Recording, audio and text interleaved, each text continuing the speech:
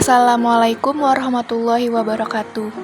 Saya Fira Sevina Aulia dari Program Studi Pendidikan Sejarah Universitas Indarparasta PGRI dengan NPM 2019155000212. Di sini saya akan menjelaskan mengenai salah satu materi pada mata kuliah Ilmu Kealaman Dasar.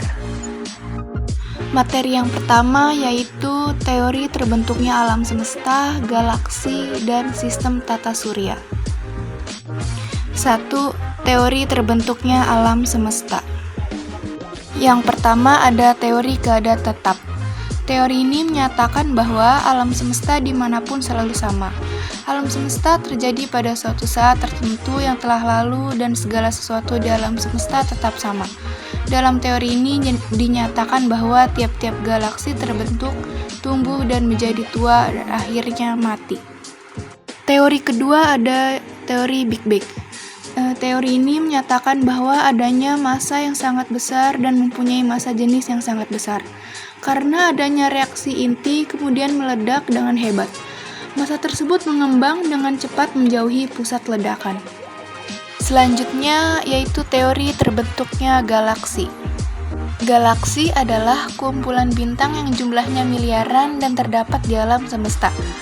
Kumpulan bintang-bintang dalam galaksi bentuknya menyerupai lensa cembung yang pipih atau berbentuk cakram. Galaksi di mana kita tinggal di dalamnya adalah galaksi Bima Sakti atau Milky Way. Bentuk galaksi Bima Sakti yaitu seperti pada gambar di atas. Sedangkan galaksi yang terdekat dengan Bima Sakti adalah Andromeda. Bentuk galaksi Andromeda yaitu seperti pada gambar di bawah. Materi berikutnya, teori terbentuknya tata surya. 1. Teori tidal atau teori pasang surut. Menurut teori ini, ratusan juta tahun lalu sebuah bintang bergerak mendekati matahari dan kemudian menghilang. Saat itu matahari tertarik dan lepas. Dari bagian matahari yang lepas inilah kemudian terbentuk planet-planet. Kedua, teori bintang kembar. Menurut teori ini, kemungkinan dahulu matahari merupakan sepasang bintang kembar. Oleh suatu sebab, salah satu bintang meledak dan oleh gaya tarik gravitasi bintang yang satunya, yaitu matahari yang sekarang. Pecahan tersebut tetap berada di sekitar dan beredar mengelilinginya. Ketiga, teori nebula. Menurut teori ini, mula-mula ada kabut gas dan debu atau nebula. Kabut gas ini sebagian besar terdiri dari hidrogen dan sedikit helium. Nebula mengisi seluruh ruang alam semesta. Karena proses pendinginan, kabut gas tersebut menyusut dan mulai berputar. Proses ini mulanya lambat, kemudian semakin cepat dan bentuknya berubah dari bulat menjadi semacam cakram. Teori keempat ada teori G.P. Kuiper. Pada tahun 1950, J.P. Kuiper menyuarakan penyempurnaan atas teori-teori yang telah dikemukakan yang mengandalkan matahari serta semua planet-planet berasal dari gas purba yang ada di ruang angkasa. Pada saat ini terdapat banyak kabut gas dan di antara kabut terlihat dalam proses melahirkan bintang. Materi selanjutnya sistem tata surya. Sistem tata surya tersusun menjadi beberapa bagian, yaitu matahari, 4 planet luar, 4 planet dalam, sabuk asteroid, dan di bagian terluar terdapat sabuk Kuiper. Hanya 6 dari planet itu yang memiliki satelit alami, sedangkan 2 lainnya yaitu Venus dan Merkurius tidak mempunyai satelit alami. Matahari sebagai pusat tata surya. Matahari tergolong bintang karena memancarkan cahayanya sendiri dan merupakan bola gas yang bercahaya. Suhu pada permukaannya kurang lebih mencapai 6.000 derajat Celcius. Kemudian bagian dalamnya mencapai jutaan derajat Celcius. Planet adalah benda angkasa yang mengorbit mengelilingi sebuah bintang dan planet sendiri bukanlah sebuah bintang. Dalam tata surya kita terdapat 8 planet. 1. Merkurius. Planet Merkurius mempunyai ukuran yang kecil dengan diameter sekitar 4.879 km serta tidak mempunyai atmosfer. sehingga angkasa dalam planet ini terlihat gelap dan memiliki suhu yang ekstrim. Planet ini sering disebut dengan bintang fajar karena kadang terlihat di pagi hari. 2. Venus. Venus yang dikenal sebagai bintang kejora atau bintang senja yang terlihat sangat terang. Ukurannya hampir sama dengan Bumi dengan diameter sekitar 12.100 km. 3. Bumi. Planet Bumi adalah planet yang kita tinggali. Bumi memiliki atmosfer yang memungkinkan makhluk hidup dapat tinggal.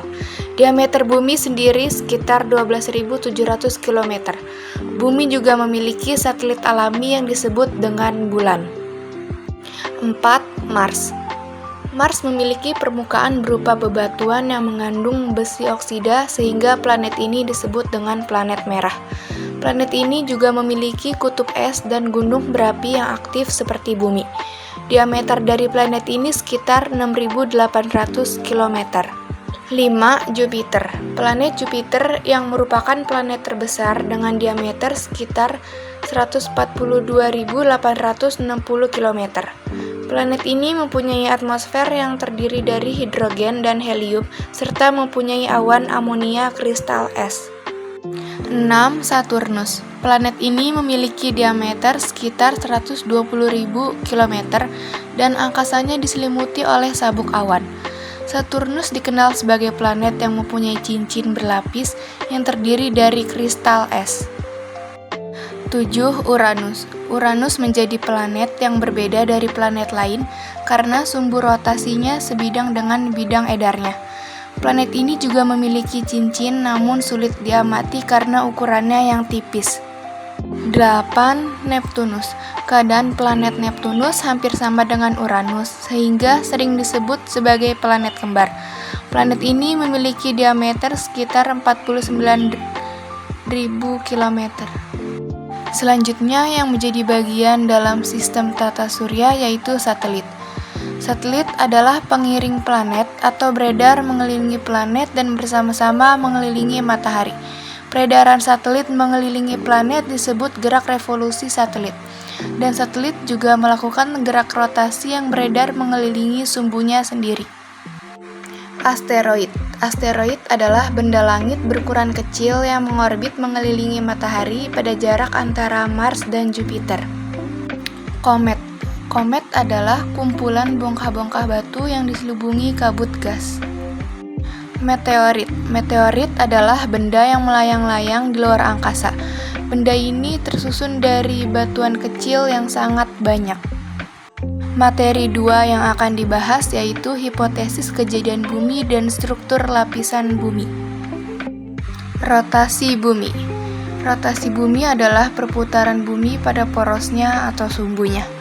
Arah rotasi bumi sama dengan arah revolusinya, yakni dari barat ke timur.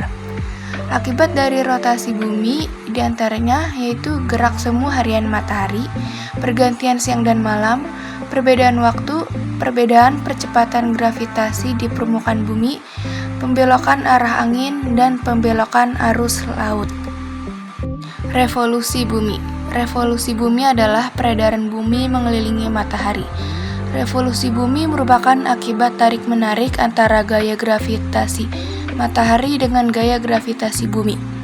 Akibat dari revolusi bumi diantaranya yaitu perbedaan lamanya siang dan malam, gerak semu tahunan matahari, perubahan musim, perubahan kenampakan rasi bintang, dan kalender Masehi. Materi berikutnya, struktur lapisan bumi. Bumi diselimuti oleh gas yang disebut atmosfer. Pada permukaan bumi terdapat lapisan air yang disebut hidrosfer.